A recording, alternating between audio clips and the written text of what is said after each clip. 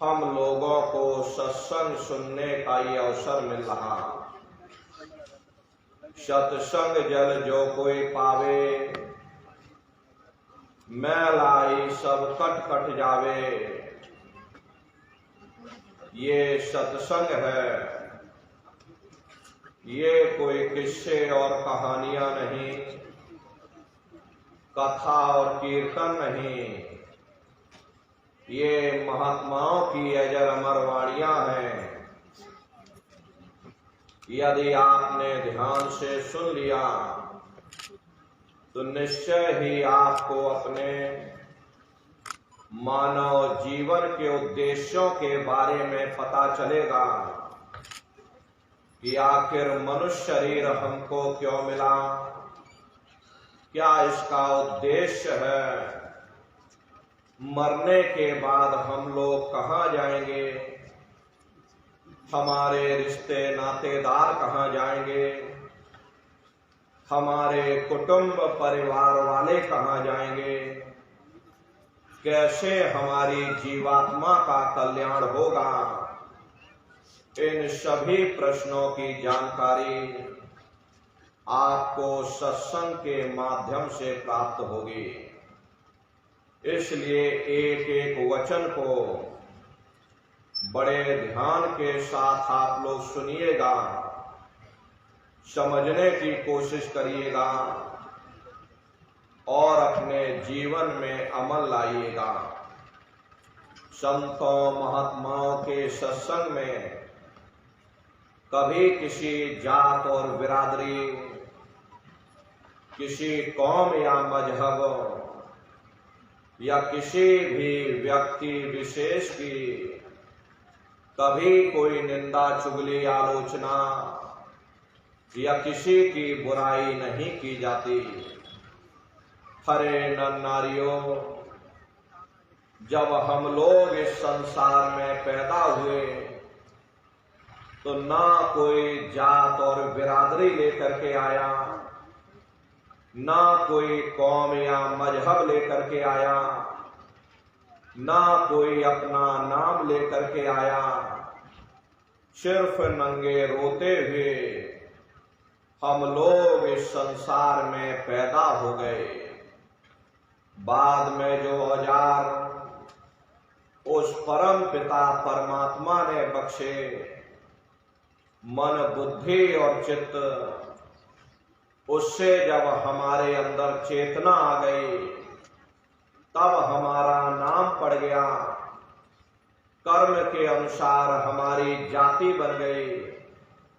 धीरे धीरे हमारा फैलाव दुनिया में होता चला गया।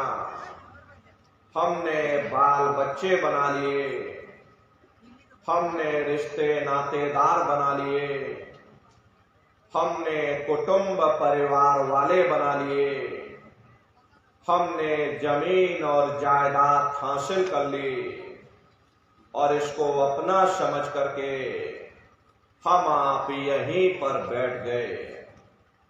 फिर जब जाने का वक्त आया, फिर आपको यहां से खाली हाथ भेज दिया गया। ना आपके साथ आपका नाम गया, ना आपके साथ जात और बिरादरी गई, ना आपके साथ ये जमीन और जायदाद गई।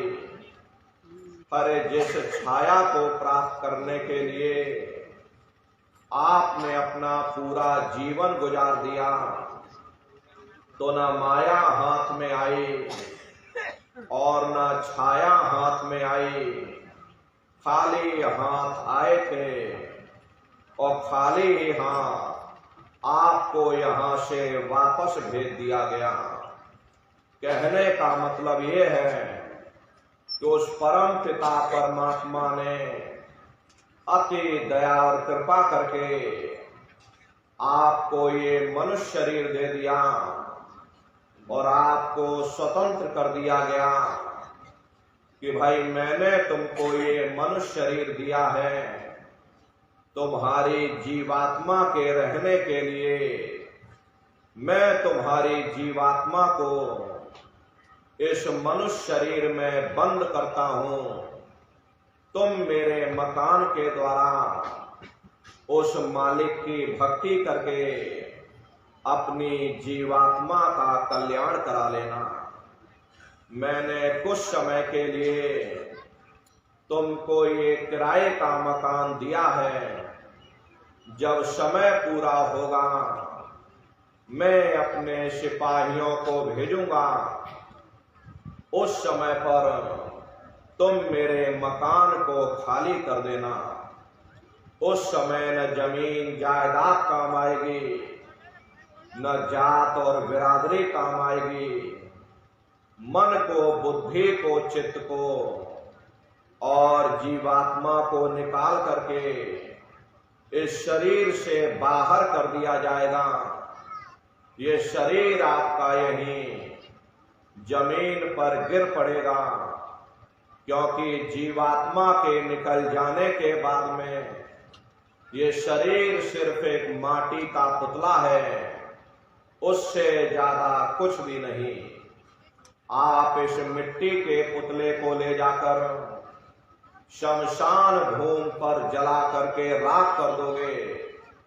अरे आपकी कौम, आपका मजहब, आपकी जात और बिरादरी, आपका ये नाम उसी शमशान भूमि पर जल करके राख हो जाएगा। जिस जात और बिरादरी के लिए हम लोग लड़ते और झगड़ते थे, जिस धन दौलत को पाने के लिए हमने आपने न जाने कितने बुरे खोटे कर्म किए, तो मौत के समय में ना ये जात बिरादरी काम आई, ना ये धन दौलत काम आया, सब कुछ हमारा यहीं छूट गया। और जीवात्मा को ले जाकर ऊपर धर्मराज की कचहरी में पेश कर दिया गया। पलक झपकते ही तुम्हारे अच्छे बुरे कर्मों का हिसाब किताब हो जाएगा। धर्मराज तुमको सजा सुना देंगे, ले जाओ इनको फलाने नरक में डाल दो, क्योंकि मैंने इनको मौका दिया था, मैंने इनको मनुष्य शरीर दिया था कि अब की बार गीता रामायण को पढ़ करके, उन धर्म पुस्तकों को पढ़ करके, किसी संत महात्मा की खोज करके, उनके बताए हुए रास्तों पर चल करके, उस मालिक की भक्ति करके अपनी जीवात्मा का कल्याण करा लेना। इस उद्देश्य के लिए मैंने इनको मनुष्य शरीर दिया था, लेकिन इन्होंने अपना उद्देश्य पूरा नहीं किया। जब जब ये मनुष्य शरीर में आए, कभी इन्होंने विचार ही नहीं किया कि आखिर ये मनुष्य शरीर हमको क्यों मिला, क्या इसका उद्देश्य है, मरने के बाद हम कहाँ जाएंगे, हमारे बाल बच्चे कहाँ जाएंगे, हमारे रिश्ते नातेदार कहाँ जाएंगे, हमारे कुटुंब परिवार वाले कहाँ जाएंगे, कैसे इनकी जीवात्मा का कल्याण होगा। इन उद्देश्यों को भूल गए और इस माया की छाया में फंस करके, इस मिथ्या जगत को अपना मान करके हम आप इसी में गोता खा रहे।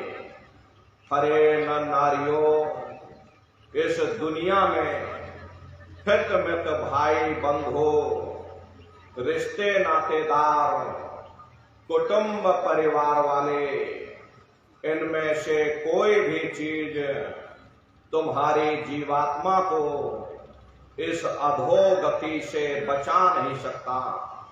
हम कौन हैं, हम कहां से आए हैं और हमें जाना कहां है, ये मानव मात्र के लिए एक जटिल प्रश्न बना हुआ है। इस प्रश्न का हल तब तक नहीं होगा जब तक इस धरा भूमि पर कोई संत महात्मा फकीर न मिल जाए।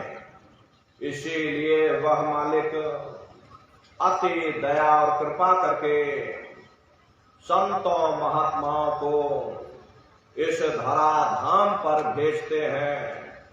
संत महात्मा फकीर यहाँ पर आकर के जीवों को समझाने की कोशिश करते कि भाई वो परमात्मा है, वो आपको मिलेगा, जीते जी मिलेगा, इसी मनुष्य शरीर में मिलेगा, इसी मनुष्य शरीर के अंदर जा करके परमात्मा से मिलने का वह एकमात्र दरवाजा है। उस दरवाजे का भेद केवल संतों महात्माओं को ही प्राप्त है। ये दुनिया के लोग, दुनिया की आवाम जनमानस भौतिकता के ज्ञान को पढ़ करके अहंकार में डूबे रहते हैं कि हमसे बड़ा कोई ज्ञानी नहीं। लेकिन उन बेचारों को नहीं मालूम कि जहां दुनिया का ज्ञान समाप्त होता है, उसी के सिर की चोटी से ये आध्यात्मवाद, आत्मा और परमात्मा का ये गूढ़ ज्ञान, रहस्य विज्ञान प्रारंभ होता। उस विज्ञान को पाने के लिए सबसे पहले यह जरूरी है कि पहले आप मानवतावादी बनो, मानव धर्म और मानव कर्म को अपनाओ। अरे मानव धर्म क्या है कि इंसान इंसान के काम आवे, एक दूसरे की निस्वार्थ भाव से सेवा करे, सत्य दया हिंसा परोपकार आदि गुणों को अपने जीवन में उतार करके और किसी संत महात्मा की खोज करके उनके बताए हुए रास्तों पर चल करके उस मालिक की भक्ति करके अपनी जीवात्मा का कल्याण करा ले। यही इंसान का सबसे बड़ा मानव धर्म है। लेकिन आज इस कलिकाल में ये दुनिया की आवाम जनमानस विषय विकारों में, शराबों और कबाबों में, मांस और मदिरा में सुख ढूंढने की कोशिश कर रही। ये चरित्र पतन जैसे कार्यों को अपना करके ये आवाम जनमानस कैसे सुखी हो सकती। पहले अपने चरित्र जैसे धन को इकट्ठा करो, क्योंकि चरित्र ही सब कुछ है। चरित्र ही मानव धर्म की पूंजी है। जो इंसान अपने इखलाक ईमान को बरकरार रखता, वही इंसान चरित्रवान है। ये दुनिया भर के रगड़े झगड़े, पिता पुत्र में लड़ाई, आदमी औरत में लड़ाई, घर परिवार में लड़ाई, समाज में लड़ाई, जातियों में लड़ाई, मुल्क में लड़ाई, हरे नर नारियों, ये इंसानों का काम नहीं, ये हैवानों का काम है। इसलिए पहले आप इंसान बनो, चरित्रवान बनो, महात्माओं के समीप आओ। वे जो दया का प्रसाद दें, उसे खुशी खुशी लेकर के अपने निज घर को जाओ, जहां न फिर जन्मना है और ना ही फिर मरना। इसीलिए हमारे गुरु महाराज परम संत बाबा जय गुरुदेव जी महाराज ने अवाम जनमानस के बीच में ये आवाज लगाई है कि इंसानों, तुम अपने दीन ईमान पर वापस आ जाओ और एक जिस्मानी मंदिर में बैठ करके भगवान का सच्चा भजन करो, जिससे तुम्हारी जीवात्मा नरकों में जाने से बच जाए।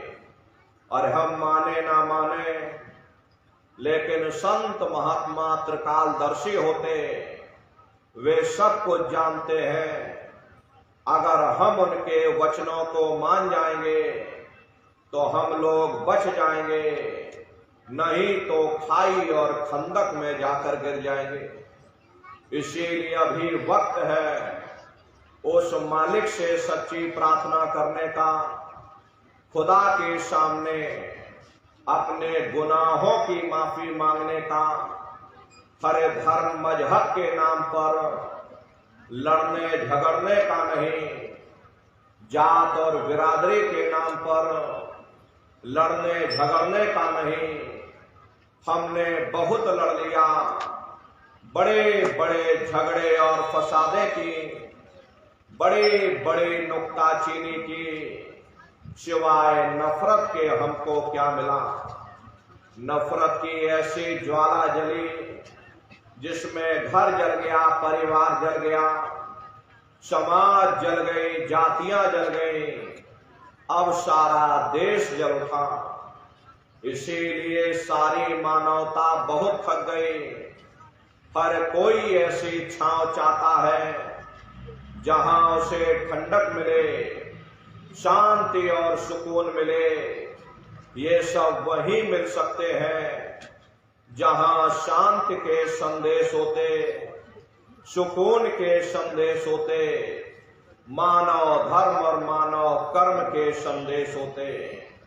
और ये संदेश केवल संत महात्मा फकीर देते हैं, जो समदर्शी होते, जो समस्त जीवों के अंदर उस प्रभु के अंश को देखते।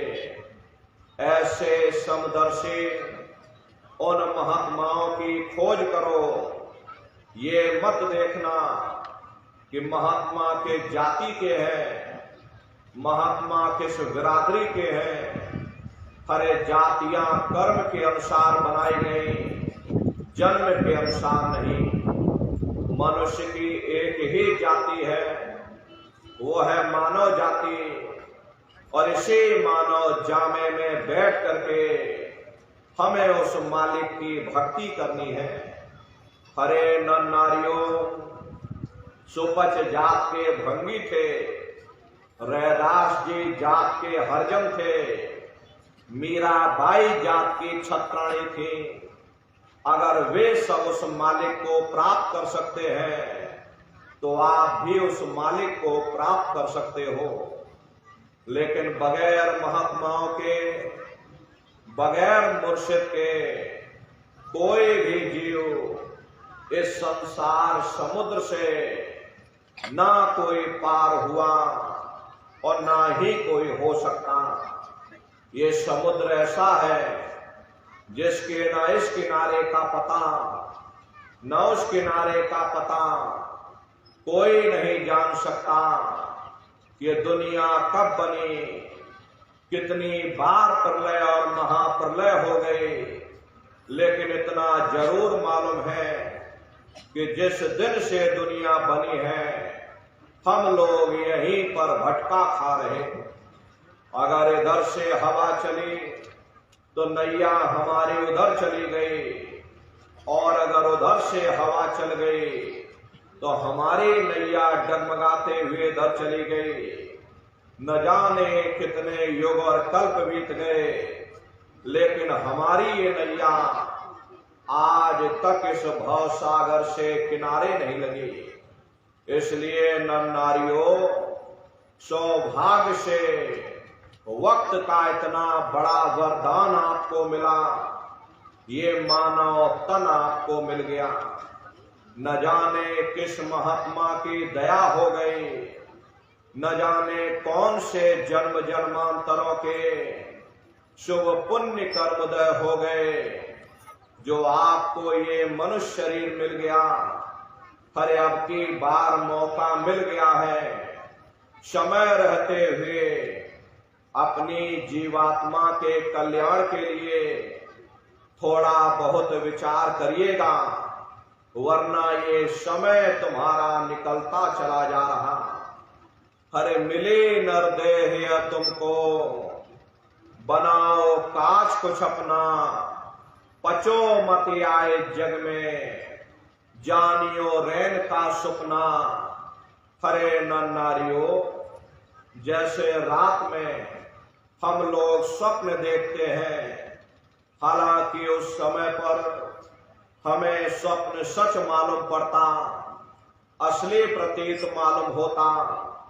लेकिन जब हम सुबह उठते हैं, जब हमारी आंखें खुलती हैं, तब हमें होश आता है कि नहीं भाई, हम तो स्वप्न देख रहे थे, ये सब भ्रम है। ठीक उसी प्रकार से ये दुनिया भी 10, 20, 100 साल का स्वप्न है। अब आप कहोगे हम जाग रहे, परंतु प्रेमी भाई बहनों, ऐसा हरगिज नहीं है। जिस दिन मौत का वक्त आएगा, पर आप रोगे, हाय हाय करके चिल्लाओगे कि हाय, हमने सारी जिंदगी यूं ही स्वप्न में गुजार दी, जागने का समय तो अभी आया था, जो कुछ करना था अभी करना था। लेकिन प्रेमी भाई बहनों, अब पछताए होत क्या, जब चिड़िया चुग गए खेत।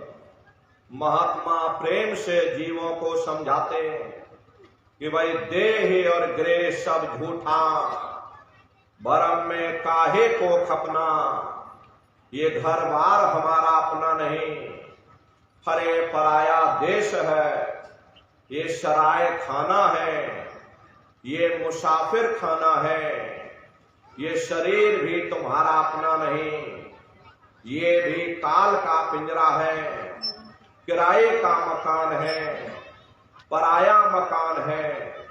किसी को 40-50 साल के लिए मिला, किसी को 80, 90, 100 साल के लिए मिल गया। अरे जितने जितने श्वास उस मालिक ने बख्शे हैं, उसे भुगतने के बाद में हमें शरीर को यहीं छोड़ जाना।